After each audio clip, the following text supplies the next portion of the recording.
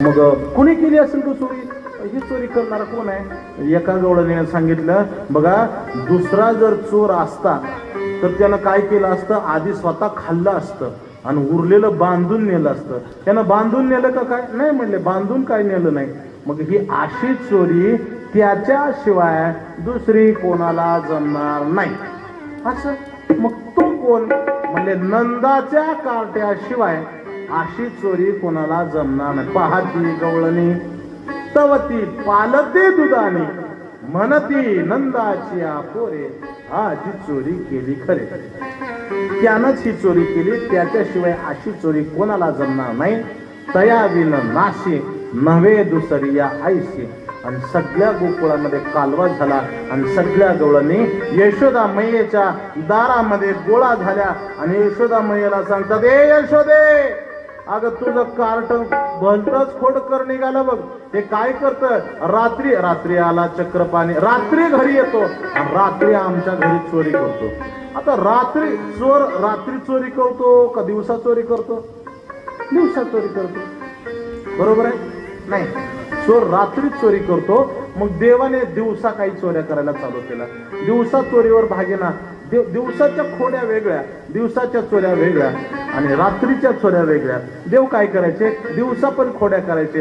एका गायी जर गोठ्यामध्ये असल्या तर त्यांची वासरं सोडायची आणि गायींना पाजायची, जेणेकरून गोकुळात दूधच तयार नाही झालं पाहिजे. वासरं धष्टपुष्ट झाली, गोपाळ धष्टपुष्ट करायचे. आणि मग सगळ्या तक्रारी यशोदामय्याकडे चालू झाल्या.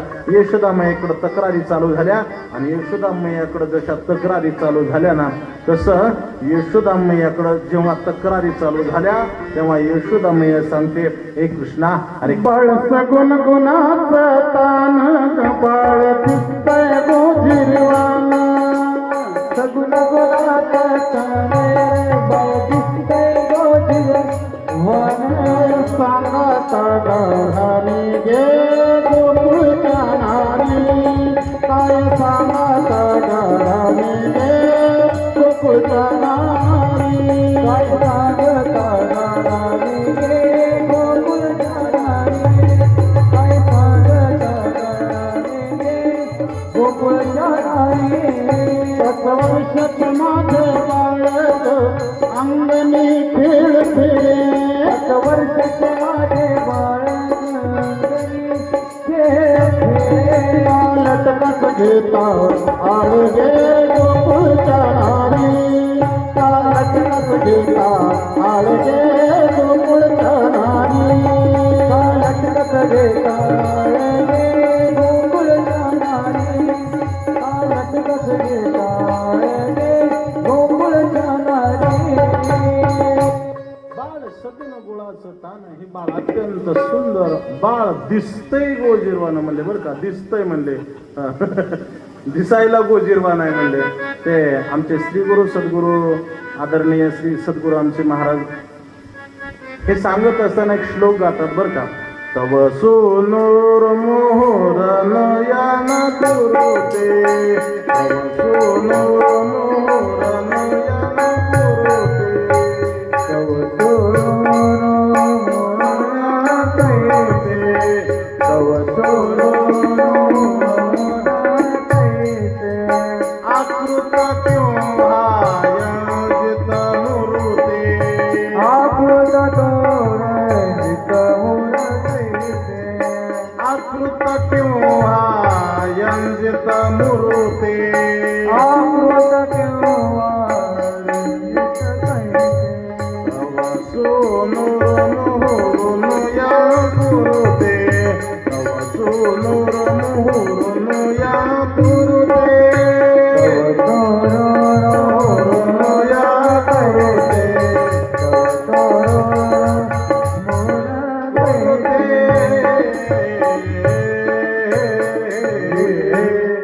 तव सोनोर मुहुरुन यन कुरुते, आकृत किंवा यंजित मूर्ते. भगवान परब्रह्म परमात्म्याने लहान असताना खोड्या करायला चालू केल्या. बाळ 5 वर्षाचं बाळ तान, बाळ दिसतंय गोजिरवान. माझं बाळ खोड्या करत नाही, माझं बाळ तसलं नाहीच, माझ्या बाळाला तसलं येतच नाही. माझं बाळ तसल्यातलं नाहीच असं जी म्हणते तीच सख्खी आई असते. आता ज्याचं त्याचं त्यानं बघून घ्या. माझं बाळ तसलं नाही. तुम्ही काय आहे, तुम्ही ढालगाज आहे, ढालगाज. 12 घरच्या 12 आहे तुम्ही, आणि माझ्या पोरावर आळ घ्यायला येतं काय? तुम्ही 12 घरच्या 12 गे गोकुळच्या नारी. तुम्ही 12 घरच्या 12. तुम्ही काय करता? लपून माझ्या पोरावरती आळ घेता. तुम्ही लपून याचा भवरा घे, आळ घेता चारंग धरा. तुम्ही लपून येता याच्यावरती आळ घेता. बरं दिसतं का? अरे तुमचं वय काय, याचं वय काय? तुम्ही खुशाल सांगता रात्री चोऱ्या करतो. असं काही चिंता नाही बरं का. आता ते तुम्ही आज फार काही ऐकण्याच्या मनस्थितीत नाही म्हणून मी सांगत नाही. उद्या पाहू. मी असं सांगेन तुम्हाला, देवानं एकही खोडी केली नाही, एकही खोडी केली नाही. जिथं देव खोड्या करायला मला सांगा, जिथं देव चोरी करायला जातात, चोरी कोणाच करता करायची असते? चोरी करण्याकरता घराचा मालक समोर असावा का नसावा? असावा, नाही नसावा. चोरी घर मालकाच्या देखत असते का घर मालकाच्या परस्पर असते? देवानं जिथं जिथं चोरी केली ना, तिथं त्या त्या घरचा गोपाळ यांच्या बरोबर होता. मग घर मालक जर बरोबर असाल, मग तिथलं काय खाल्लं तर घर मालका देखत खाल्लं, मग चोरी होते का? आता दुसरा विषय सांगतो. जुन्या काळामध्ये अजून सुद्धा तूप विकायचं नाही, तूप विकायचं नाही, लोणी विकायचं नाही, दही विकायचं नाही. आता आपण याच्यातलं फक्त एकच घेतलंय, आपण फक्त ताकच विकत नाही. आता कंपन्या त्याच्याकरता बी आल्या, अजून खेडेगावाकडे ताक विकत नाहीत, ताक फुकट देतात. ते तुकोबर आहे तरी सांगतात तूप विकायचं नाही, लोणी पण विकायचं नाही. तूप विकणारा महाद्वाड आहे. गाई म्हशी हेड तुप विक्री महाद्वाड, तुप विक्री महाद्वाड, तुप विक्री महाद्वाड. गाई म्हशी हेड तुप विक्री महाद्वाड, तुप विक्री महाद्वाड, तुप विक्री महाद्वाड.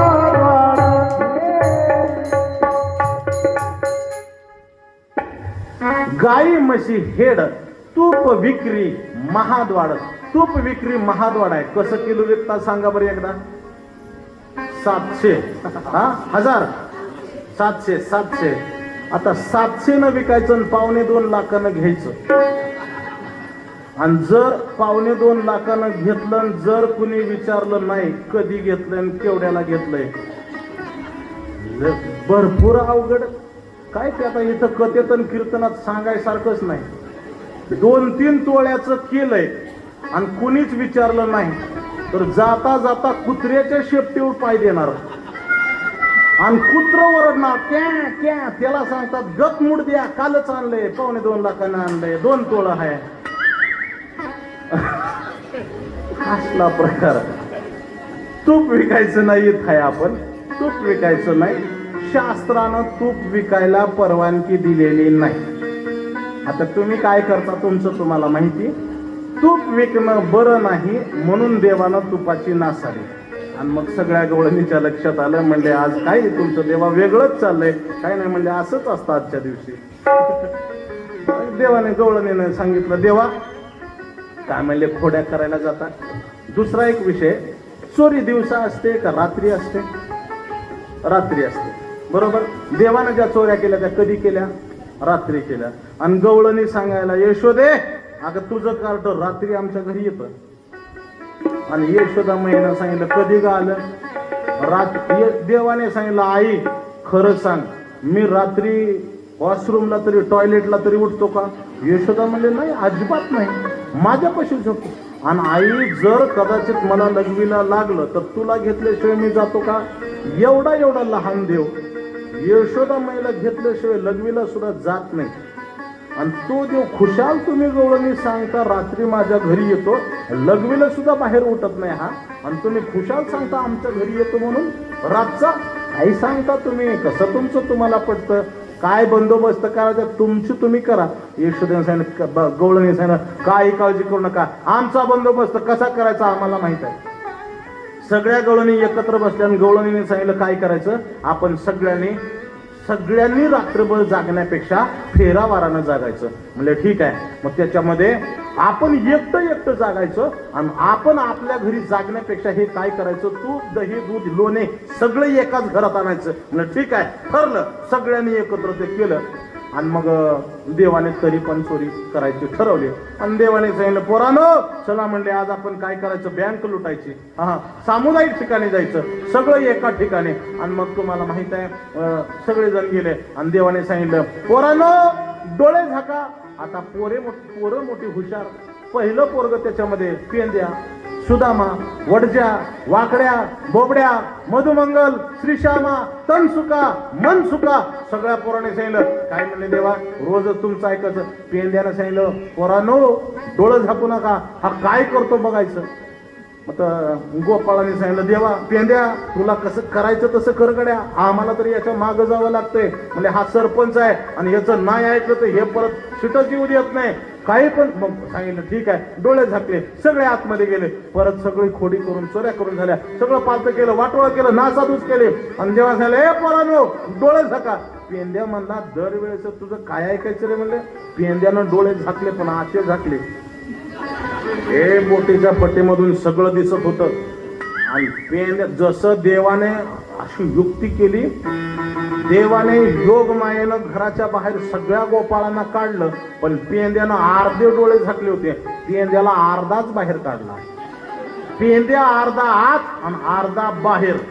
आता सगळं सांगायचं का सांगा, तुमच्या लक्षात आलंय काय नाही. चोर तर दिसतोय, पण कोण चोर आहे माहित नाही. हे पेंद्याला असा झोडपला. पेंद्या सगळ्या लवणीपासून लाल भडक सगळ्या गवळणीने करून टाकला. आर्त हाक मारली पेंद्यानं. पेंद्याला देवाने बाहेर काढला. आणि मग एक गवळण मोठी हुशार, तिचं नाव काय माहितीये का, चंद्रा काकू. हे अशी हुशार. आणि मग चंद्रा काकूने सांगितलं, काय रे कृष्णा, अरे गोरगरिबाच्या घरी कोणी बी जाते, माझ्या घरी येऊन दाखव बरं. मग तुला दाखवते. मग हीच का काय मला म्हणतात माहित आहे का, चंद्रा काकू मला म्हणतात ये बरं माझ्या घरी. देवाने गोपाळांना सांगितलं, ए गोपाळानो या गवळणीचा नंबर लिहून घ्या, घर नंबर लिहून घ्या म्हणले. 420. 420 घर नंबर टिपून घेतला गोपाळाने. सांगितलं आज म्हणले चोरी यांच्या घरी. संध्याकाळी चंद्रा काकू मग देवाला सांगितलं होतं ना माझ्या घरी येऊन दाखव, मग दाखवते तुला हिसका. चंद्रा काकू मोठी तयारीतच होती, देवाला आमंत्रण दिलं होतं ना. चंद्रा काकू तयारीतच होती. हे चंद्रा काकूचा जे पतिदेव होते ना, नवरदेव चंद्रा काकूचे पती घर मालक, हे 3.5 फुटाचं गवळी बारक. लय दिवसातनं लग्न कसं तरी जमलं होतं. नाही म्हणायचं नाही म्हणून अक्षदा पडलेला. नाही म्हणावं तर नाट लागतोय. उंचीत तर अजिबात जमत नव्हतं लग्न. हे 7.5 फूट उंच चंद्रा काकू. हे बिचारं गवळं 3.5 फुटाचं. कसं जमायचं, कसं जमलं असेल, कुणी लग्न लावलं असेल यांचं यांना माहिती. बरं मी तरी कशाला गेलोय लग्नाला, मला इकडं भागवत कथेला यायचं होतं, त्याच्यामुळं मी इकडं निघून आलेलो. यांचं इकडं लग्न झालेलं. मग हे चंद्रा काकूने सांगितलं येऊन जाऊ बरं आमच्या घरी. येतोच म्हणले. देव गोपाळांना सांगितलं चला रे म्हणले आज चोरीला जायचं. हे चंद्रा काकू 7.5 फूट उंच, ते गवळी बिचार 3.5 फूट. पण त्या जुन्या काळामध्ये एक पद्धत होती, गवळी लोक दाढी वाढवायचे. हे अशी भलती दाढी. एखादा उंदीर जर त्याच्यामध्ये गेला तर 4-8 दिवस त्याला रस्ता गावत नव्हता बाहेर निघायला. असा त्या गवळ्याची दाढी आणि चंद्रा काकूची वेणी. आणि मग त्या देव संध्याकाळी आले आणि देवाने सांगितलं गोपाळानं डोळे झाका. गोपाळाने डोळे झाकले. सगळे गोपाळ आतमध्ये गेले. आता गोपाळ आतमध्ये गेले. चंद्रा काकूने पुष्कळ वाट बघितली होती, आता येईल मग येईल, आता येईल. पण देव काय लवकर येईना. म्हणून मग चंद्रा काकूने सांगितलं हे आता 12-1-1:30 वाजले म्हणजे आता येत असतं काय एवढा कारटा, आता कशाला येतो म्हणजे पहाटे जागून. चंद्रा काकूने सांगितलं गवळी बोला, हो गवळी बाबा उठा. तुम्ही जागा आता, मी आता झोपते. जरा बघा मग ते चंद्र काकू झोपल्या तसं गवळ्याला डोळा लागला. मग बघा तुम्ही कथेत सुद्धा एखाद्यानं जांभळी दिली की दुसरा जांभळी देतोच, एखाद्याला आळस आला दुसऱ्याला कैक येतोच. ते गवळी झोपला की चंद्र काकू म्हणले आता येत असं झोपा म्हणले. दोघं झोपले की देव आले आणि मग सगळ्यांना सांगले हे गोपाळांनो डोळे झाका. डोळे झाकले तसे सगळे गोपाळ आत गेले तर मग तुम्हाला सगळं नाही. ते तिघ जण खाली बसले, एक जण तिघाच्या वर झाला, शिंके लावेले दुरी होतो तिघाचे वरी. मग कवळ पाहावं, मग ते सगळं फोडलं, नासधूस केले, विचित्रपणा सगळा करून टाकला. सगळं कशाचं काय होत्याचं नव्हतं करून टाकलं. मग अशी म्हटलं ना लग्नाला आल्यानंतर आहेर करायचा. मग चंद्र काकूने आमंत्रण दिलं होतं या ना आमच्या घरी या. मग आपण आलो होतो, याची काहीतरी खून पाहिजे, पुरावा पाहिजे. मग देवाने काय केलं, त्या चंद्रा काकूची वेणी आणि या गवळ्याची दाढी दोन्हीची मारली गाठ आणि देवाने सांगितलं जय हरी येतो म्हणले. आता देवाने गोपाळांना सगळे घेऊन गेले. जाताना गोपाळांना सांगितलं उद्या सकाळी 5:30चा अलाराम लावायचा. एवढ्या उशिरा नाही म्हणले, मग 4चा करा. 4चा अलाराम केला. आता चंद्रा काकू आता जुन्या काळातली गवळंती 3:30 पावणे 4लाच कालवा तिचा अख्ख्या गल्लीत. आणि मग इकडं सगळ्या गोपाळांना सांगितलं देवाने सांगितलं गोपाळांनो उद्या काय करायचं, येताना ताट घेऊन यायचं आणि त्याच्यावरती ते उलटणं माहिती आहे तुम्हाला असं ते हो माहिती आहे म्हणजे ते घेऊन यायचं. कशा करता म्हणजे वाजवायचं आपल्याला. ठीक आहे, सगळे गोपाळ या चंद्रा काकूच्या दारामध्ये. मग 4 वाजले, 4:15 वाजले, 4:30 वाजले. सगळ्या गवळणीचे दरवाजे उघडायला चालू झाले. चंद्रा काकूचा काही दरवाजा उघडेना. पण चंद्रा काकूला त्या दिवशी थोडा उशीर झाला आणि चंद्रा काकू ताडकन उठली. जशी ताडकन उठली तशी ताडकन परत मागे पडली.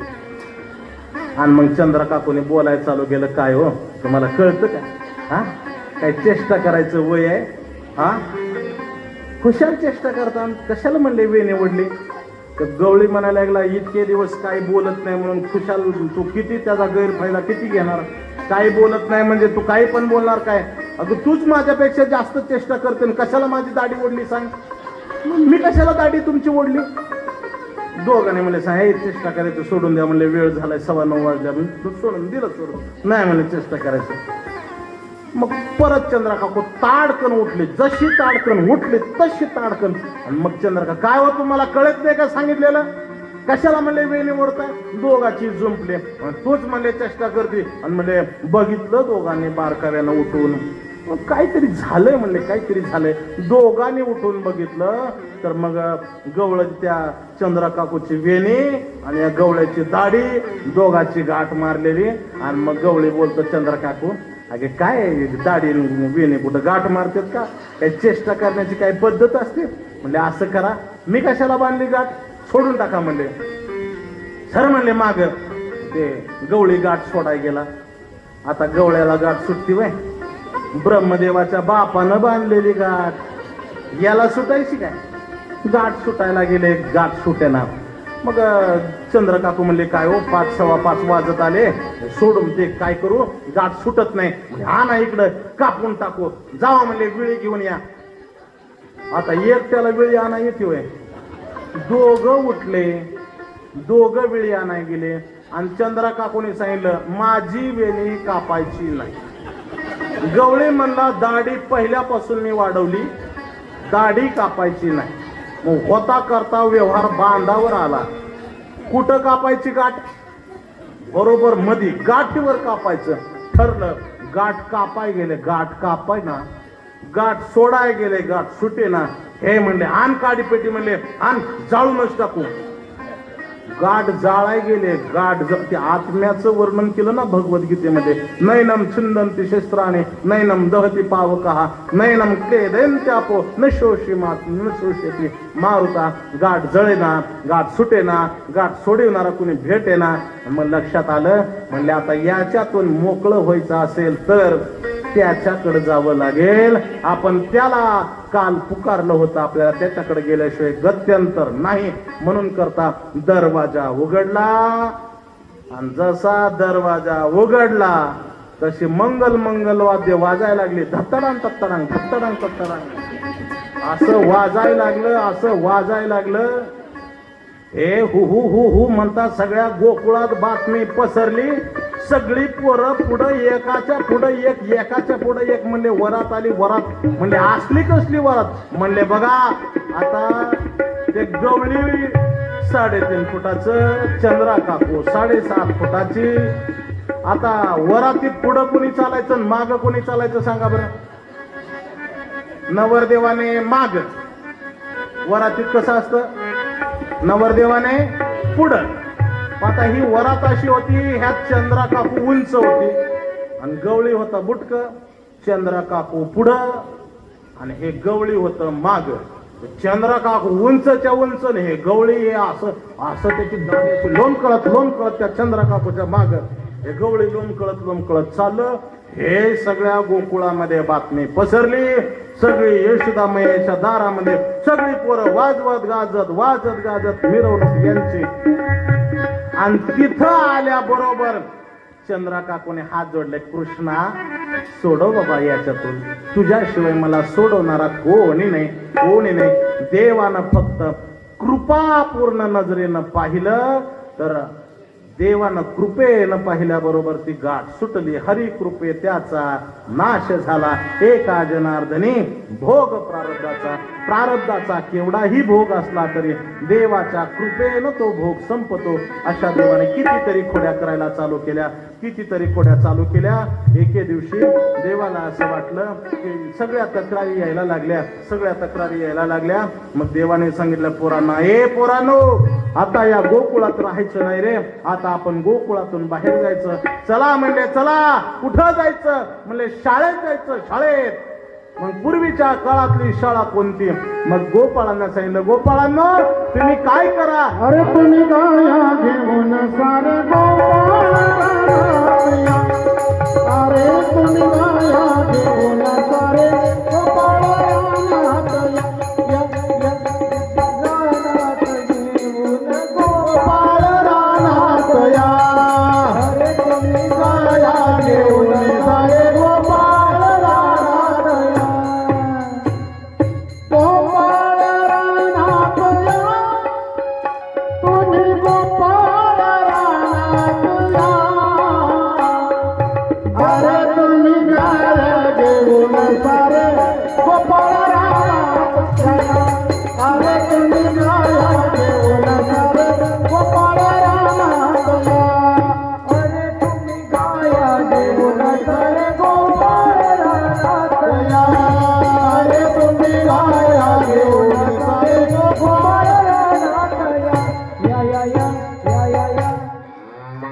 देवाने गोपाळांना सांगितलं, गोपाळांना उद्या आपल्याला गाई घेऊन सगळे रानात जायचं. यशोदामाईनं कान्होबाला लवकर उठवलं. हे कान्होबा उठ ना बाबा, उठ ना, तुला गाईची सेवा करण्याकरता हा अवतार आहे. सकाळी यशोदामाईने भगवान परब्रह्म परमात्म्याला उठवलं, आंघोळ घातली, चंदनाचा टिळा कपाळावरती लावला. त्या चंदनाच्या टिळ्यामध्ये कस्तुरीचं बोट आणि कस्तुरीचं बोट लावल्यानंतर देवाच्या मुकुटामध्ये मोरपीस देवाने यशोदामाईने खोचला आणि कमरेला शिंग देवाच्या अडकवलं. एका खांद्याला भाकरीचं गाठोडं, दुसरीकडं वेताची छडी, हातामध्ये वेणू दिला.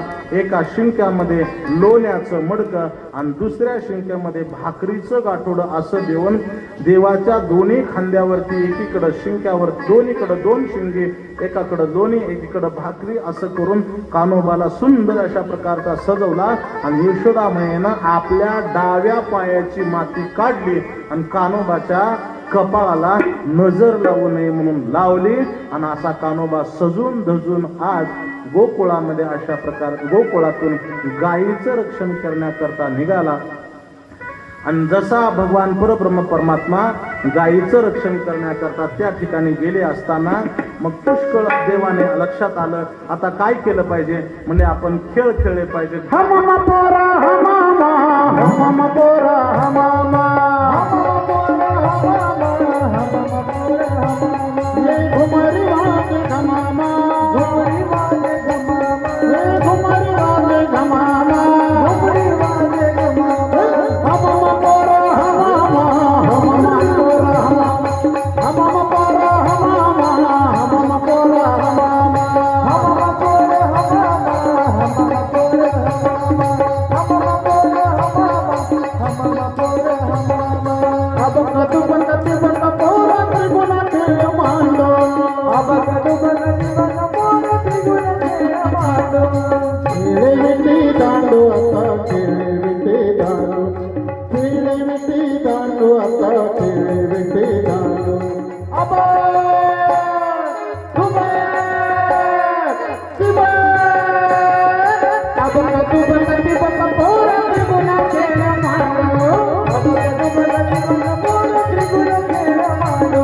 गोपाल कृष्ण भगवान की जय.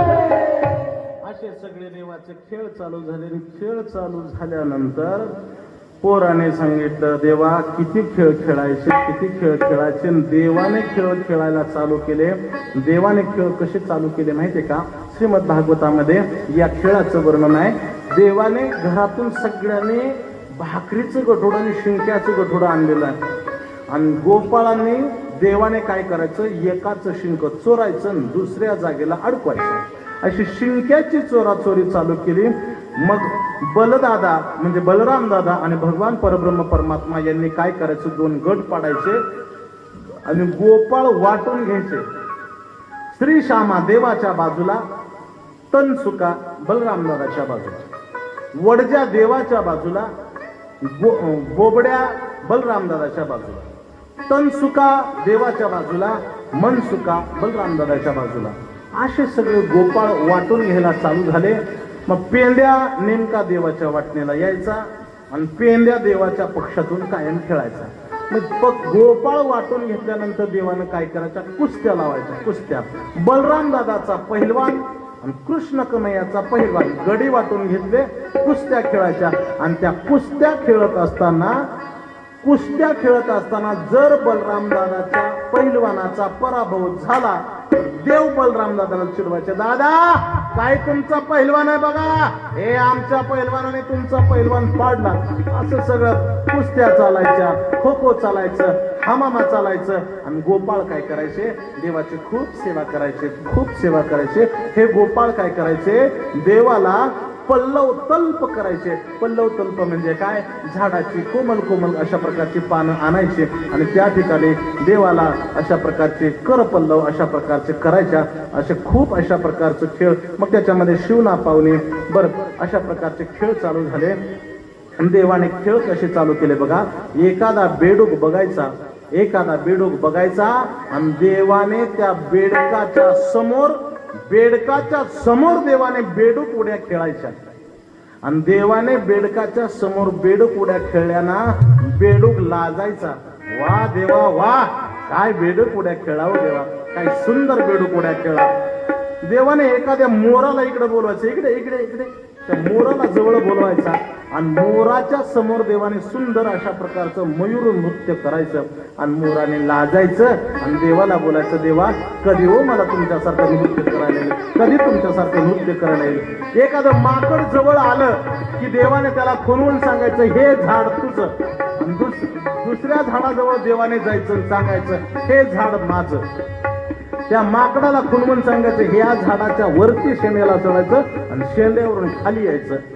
आणि देव त्या माकडाला त्या झाडाजवळ ठेवायचे. आपण दुसऱ्या झाडावर जायचे, दुसऱ्या झाडाच्या जवळ जायचे, माकडाला खुणवायचे. माकडाला खुणवलं की ते माकड सर सर सर सर झाडावर चढायला लागायच्या अगोदर देव सर सर सर सर शेंड्यावरती चढायचे. आणि माकडाच्या अगोदर देवाने झाडावरती चढून खाली उतरावं आणि हात जोडून माकडानं देवाला विनंती करावी, देवाला नतमस्तक व्हावं.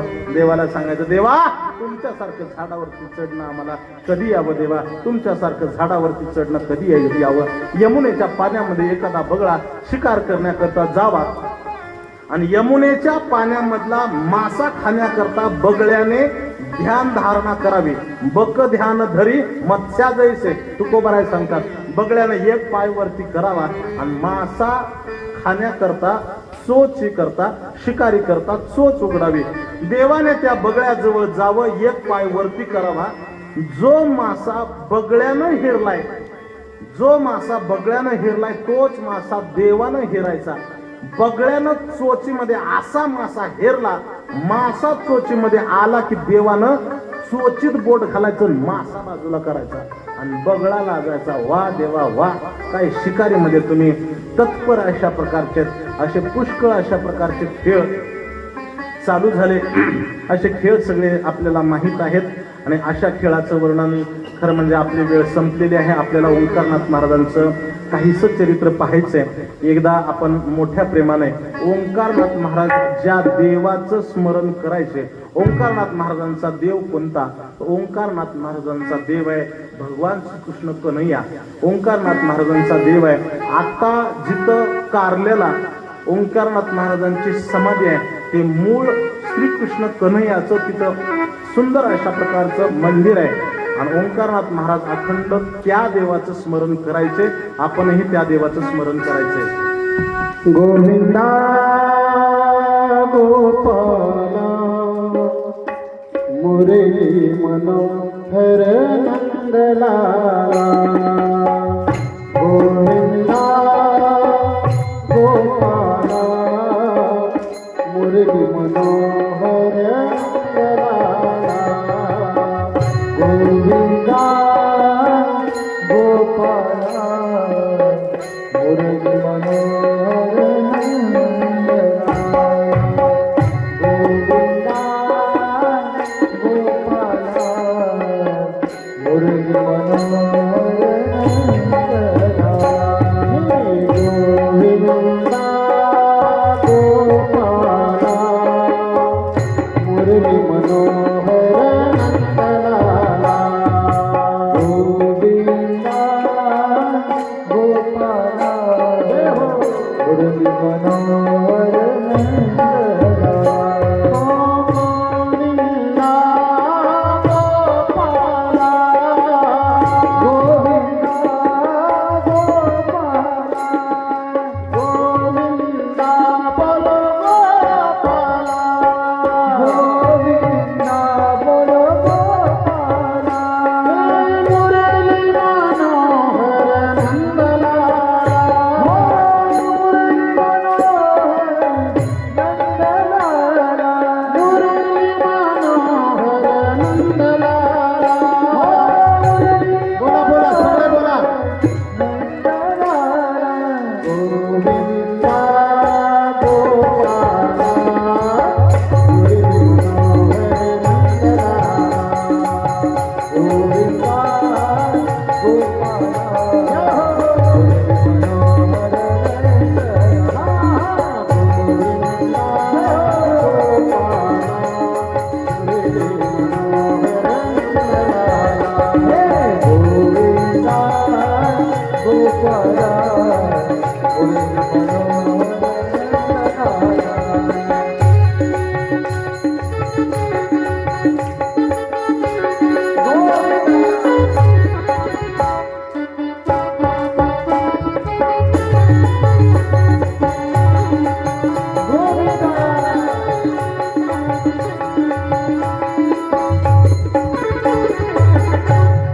गोविंदा गोविंदा गोविंदा गोविंदा. ओंकारनाथ महाराजांचा जन्म अर्थात देवाचा जन्म कुठं झाला, देवाचा जन्म कुठं झाला हे आजपर्यंत कुठंच वर्णन नाही. कोणत्याच ग्रंथामध्ये देवाचा जन्म झाल्याचं वर्णन नाही. देवाच्याकडं एक दिव्य शक्ती, त्या शक्तीच्या द्वारा काय आहे, हे योग सिद्ध पुरुष जे असतात यांना सिद्धी वश असते. सिद्धी लावी पिसे कोण तया पुसे. ही सिद्धी एखादा महात्मा मुक्त आहे, साधननिष्ठ आहे ना, तर ज्ञानोबरायांची ओवी अशी आहे बघा, तो म्हणेल ते आपैसे सिद्धी जाय. एक त्या महात्म्याने काही बोललं तर ते आपोआप सिद्ध झालं पाहिजे, असा ओंकारनाथ महाराजांचा अधिकार. ते काय आहे, आपल्या रांजणी गावाचं वैभव. आणि रांजणी गाव खरं याला तीर्थक्षेत्र म्हणायला काय अडचण नाही. या गावामध्ये ओंकारनाथ महाराजांनी 8 महिने वास्तव्य केलं.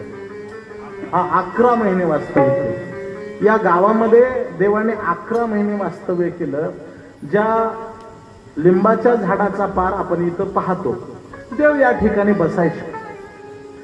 आणि देवाचं राहणीमान एवढं साधं होतं, एवढं साधं होतं. एक साधं काळ्या धाग्याचं पोतं ते देव अंतरायचे आणि देव त्या काळ्या धाग्याच्या पोत्यावरती बसायचे. त्या काळात मोठे महात्मे सिद्ध लोक त्या काळात ओळखू येत नाही. ज्ञानोबराय त्या काळात कोणाला ओळखू आले? ज्ञानोबराय त्या काळामध्ये कोणालाच ओळखू आले नाही. तुकोबराय त्या काळामध्ये कोणाला ओळखू आले? कोणालाच ओळखू आले नाही. ओंकारनाथ महाराज सुद्धा त्या काळामध्ये कोणालाच ओळखू आले नाही. ज्ञानोबराय त्या काळामध्ये ओळखू आले असते तर त्या काळात ज्ञानोबरांना लोकांनी डोक्यावरती घेतलं असतं.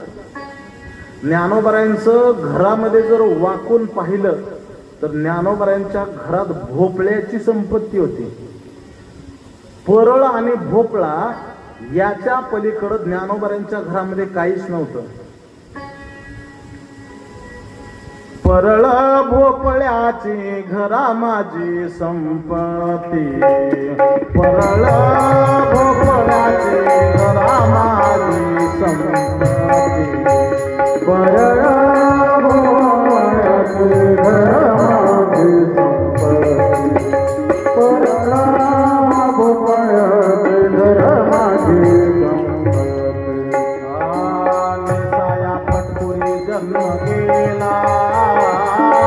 नेसाया पटपुरी जन्म गेला, नेसाया पटपुरी जन्म गेला, नेसाया पटपुरी जन्म गेला, नेसाया पटपुरी जन्म गेला. भोपळ्याचे घरा माझी संपत्ती, परळ भोपळ्याचे घरा माझी संपत्ती, परळ भोपळ्याचे घरा माझी संपत्ती, परळ भोपळ्याचे घरा माझी संपत्ती. ज्ञानोबरांच्या घरामध्ये वाकून पाहिलं तर घरामध्ये भोपळे होते, भोपळे. त्या भोपळ्याचं एक परळ आणि त्या भोपळ्यातला गर आतला काढून घ्यावा आणि तोच भोपळा पीठ साठवण्याकरता वापरावा. मधुकरीचं पीठ उरलं तर ज्ञानोबरांनी त्या भोपळ्यामध्ये साठवावं. काय संत महात्मे ओळखू येत असतात. तुकोबर आहे, कोणाला ओळखू आले सांगा ना. गावातल्या पाटलाने सांगितलं, महाराज गावात राहायचं नाही. कोपला पाटील गावीचे हे लोक आता मज भीक कोण घाली. ओंकारनाथ महाराजांना कोणी जेवायला घालावं, कोणाला कळावं हे देव आहेत म्हणून काळ्या धाग्याच्या पोत्यावरती बसावं 11 महिने. आणि नंतर काही देवाने या ठिकाणी सिद्धीच्या जोरावरती चमत्कार केले. नंतर गावातला एक सद्गृहस्थ त्यांनी नाथ महाराजांना देवाला जेवायला आपल्या घरी आमंत्रण दिलं आणि ओंकारनाथ महाराज त्यांच्या घरी जेवत होते. त्यांचं नाव चौगुलेंच्या घरी ओंकारनाथ महाराज जेवायला जायचे. देवाने काय करावं, या ठिकाणी लिंबाच्या झाडाला टेकून बसावं. मग गावातले सगळे भजनी, आता आपण कथेला कसं आलो तसं त्या काळात मग यावं कोणीतरी, विचारावं काहीतरी. पुष्कळ दिवस झाले, पाऊस पडेना. एका सद्गृहस्थाने विचारलं, देवा पाऊस कधी पडणार? देवाने सांगितलं, आजच पडणार.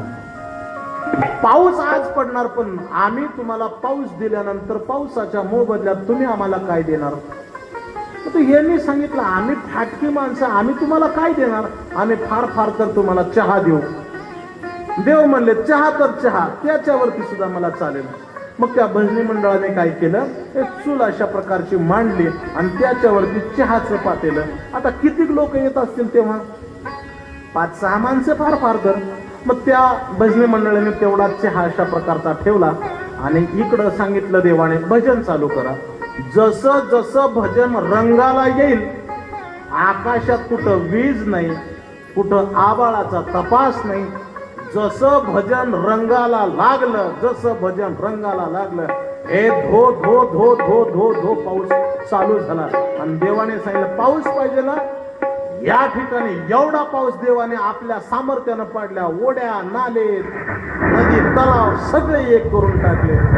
देवाने अशा प्रकारची सिद्धी दाखवली. आणि दुसरा चमत्कार देवाने असा दाखवला, तुम्ही ज्या चहाचं वर्णन करताना देवाने त्या चहाकडे कृपा दृष्टीनं पाहिल्यानंतर त्या चहाच्या पात्रामध्ये इतके लोक चहा पिऊन गेले, सगळे पिऊन गेले तरी चहा शिल्लक.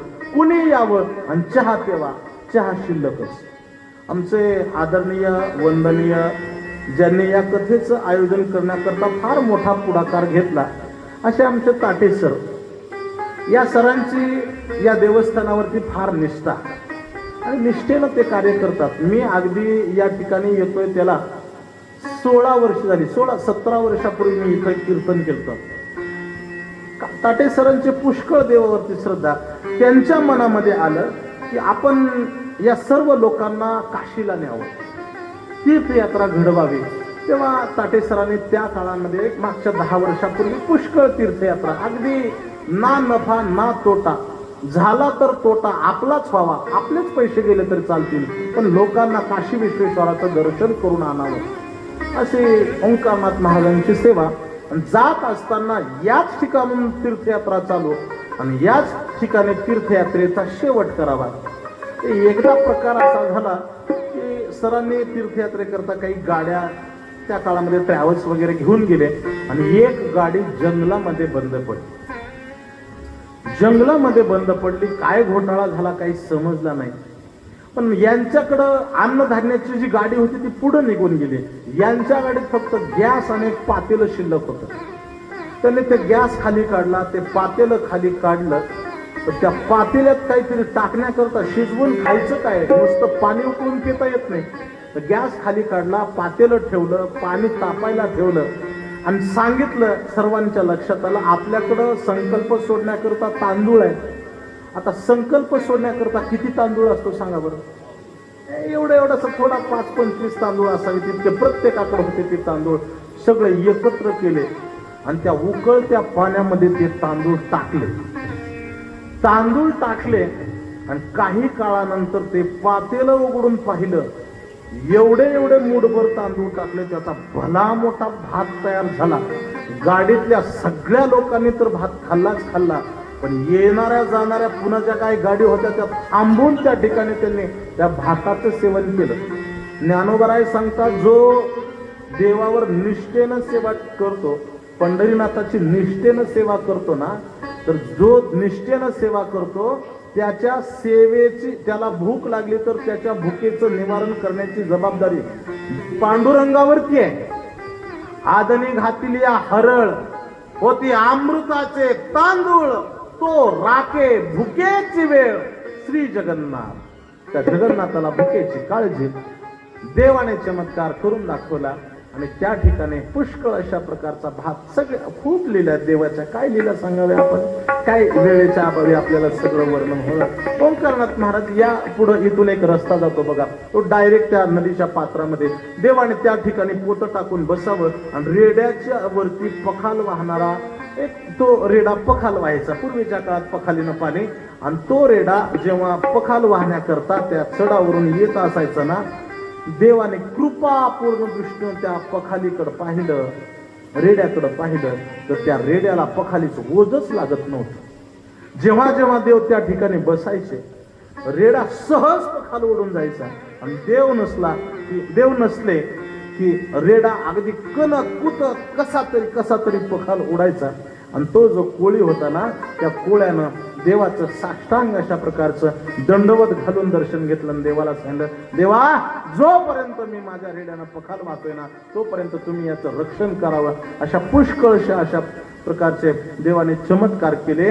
आणि देव आपल्या गावी नाहीच हे कोणाला कळालं? त्रिधरा क्षेत्रामध्ये असणाऱ्या काही भक्तांना, हटकेश्वराच्या काही भक्तांना, एरंडेश्वराच्या काही भक्तांना कळालं की देव इथं नाहीत. पण ते लोक या क्षेत्रामध्ये देवाला शोधत आले आणि देवाला इथं आल्यानंतर देवाला शोधण्याकरता आले. रांजणी ग्रामस्थांना कळालं की इथं कोणीतरी सत्पुरुष आहे आणि मग त्यांचा पुष्कळ अशा प्रकारचं देवाला थांबवण्याकरता, थांबा देवा, तुम्ही आम्हाला सोडून जाऊ नका, इथं तुम्ही थांबावं, अशा प्रकारच्या पुष्कळ विनंत्या केल्या. देवाने या ठिकाणी पुष्कळ चमत्कार केले.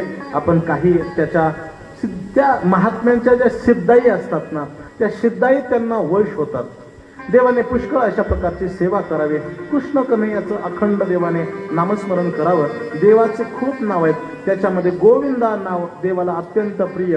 गोविंदा गोविंदा असं देवाचं अखंड नाव, कृष्ण कन्हैयाचं अखंड नाव देवाने अशा प्रकारचं धारण करावं. पुष्कळ लीला या ठिकाणी केल्या. देवा जशा ओंकारनाथ महाराजांनी पुष्कळ लीला केल्या, कृष्ण कन्हैयाने सुद्धा पुष्कळ लीला केल्या. एकदा काय झालं, देवाला असं वाटलं, देवाने सगळ्या नंदबाबाची सभा भरवली आणि देवाने नंदबाबाला बोलायला चालू केलं, बाबा खरं सांगा, आज पूजा, उद्या पूजा करायची. कशाची पूजा करायची? म्हणले इंद्रदेवाची पूजा करायची. म्हणले इंद्रदेवाची पूजा कशा करता करायची? म्हणले काय आहे, इंद्रदेव वरून आकाशमार्गे, आकाशातून पाणी पावसाच्या द्वारा बरसतो आणि म्हणून करता आपल्या गाई गुरांना सगळीकडे चारा पसरतो आणि गोवर्धनावरती पाऊस पडला की गवत उगवतं आणि म्हणून करता आपण इंद्राची पूजा करायची. देवाने सांगितलं आजपासून इंद्रयाग बंद. का इंद्रयाग बंद? म्हणजे इंद्र जरी देवाचा राजा असला तरी इंद्राच्या ठिकाणी गर्व अहंकार अशा प्रकारचा आहे. म्हणून आपण काय करायचं, आपल्याला खरा चारा कोण देतो? देवा इंद्रदेव देतो की गोवर्धन देतो? नंदबाबाने सांगितलं गोवर्धन देतो. मग आपण काय करायचं, गोवर्धनाची पूजा करायची. सांगितलं, सगळ्या गोकुळामध्ये आमंत्रण दिलं. चला म्हणले आपण काय करायचं, गोवर्धनाची पूजा करायची. गोवर्धनाची पूजा केली आणि गोवर्धनाची पूजा केली म्हणून इंद्रदेवाला राग आला. माझी पूजा डावलली आणि गोवर्धनाची पूजा केली म्हणून इंद्रदेवाने आकाशातून धो धो धो धो बरसायला चालू केलं. आणि मग आता मी त्या कृष्णाला दाखवतो मला इंद्रदेव म्हणतात म्हणून आकाशातून हे अशा मोठ्याच्या मोठ्या मुसळासारख्या धारा बरसायला लागल्या. गोकुळातल्या गायी सगळ्या तृषाकांत अशा प्रकारच्या गोकुळातले सगळे लोक या पावसापासून कशी आपली सुटका होईल, सगळे गोपाळ सगळे नंदबाबाच्या दरबारात सगळेजण धावले. म्हणले चला आपण जाऊया कृष्ण कन्हैया पुढं. देवाने सांगितलं चला तुम्ही माझ्या माग सगळेजण या, माझ्या माग या. कुठं जायचं? म्हणले गोवर्धना करता. ज्या गोवर्धनाची आपण पूजा केली त्याच गोवर्धना करता गोवर्धनाकडे आपण जायचं आणि आपण त्या ठिकाणी शरण मागायचं गोवर्धनाला. सगळेजण गोवर्धनाकडे गेले. भगवान कृष्ण कन्हैया गोवर्धनाच्या कडे जातात. सगळे गोपाळ, श्रीश्यामा, तनसुका, मनसुका, नंदबाबा, यशोदा मैया सगळे गोपाळ जेव्हा गोवर्धनाच्या कडेला जातात आणि देवाने गोपाळांना आणि गोपांना सांगितलं, ए गोपाळांनो काय करायचं? म्हणले हा गोवर्धन उचलायचा, गोवर्धन उचलायचा. मग गोपाळांनी काय केलं, आपल्या काट्या गोवर्धनाच्या खाली घालायला चालू केल्या आणि काठीने गोवर्धन उचलायला चालू केलं. आता काठीने कुठं गोवर्धन उचलतो का? कडाकड काठ्या मोडायला लागल्या. काही गोपाळ पुढे आले आणि गोपाळ पुढे आल्यानंतर देव सांगतात, अरे उचला उचला, हा गोवर्धन उचला. पण गोवर्धन कुणाला उचलत नाही, गोवर्धन कुणाला उचलत नाही. देवाच्या लक्षात आलं या गोवर्धनाला आपण आधार दिला पाहिजे म्हणून देवानं त्या गोवर्धनाच्या खाली करंगळी लावली आणि जसं देव करंगळी लावतात तसा गोवर्धन उचलला गेला. गोवर्धन भगवान देवाने गोवर्धन उचलला की सगळेजण त्या गोवर्धनाच्या आडोशाला पावसापासून संरक्षण, इंद्रदेवापासून संरक्षण करण्याकरता गोवर्धन उचलला. आणि गोवर्धन जसा उचलला स्वर्गातून देवाने पुष्पवृष्टी केली. वा देवा वा, काही लीला दाखवली तुम्ही. आणि इंद्रदेवाला असं वाटलं की आता देवा याच्यातून तुम्हाला कोणी सोडवू शकत नाही, याच्यातून तुम्हाला कोणी सोडवू शकत नाही. देवाने गोवर्धन उचलण्याची लीला दाखवली आणि सगळ्या गोकुळाचं रक्षण अशा प्रकारचं केलं. सगळ्या गोकुळवासियांनी, नंदबाबांनी देवाच्या नावाचा जयघोष अशा प्रकारचा केला. गोवर्धन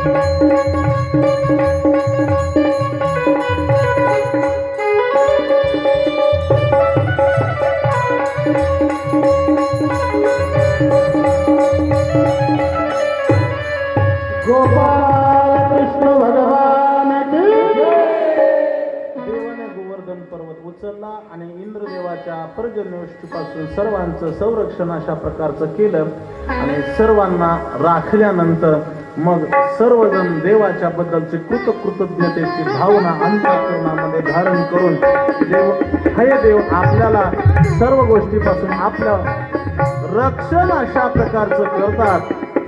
ही सर्वांची भावना झाली आणि सर्वजण भगवंत हा सर्वसामान्य नसून हा भगवंत आहे या बुद्धीनं सर्वजण देवाला पाहायला लागले.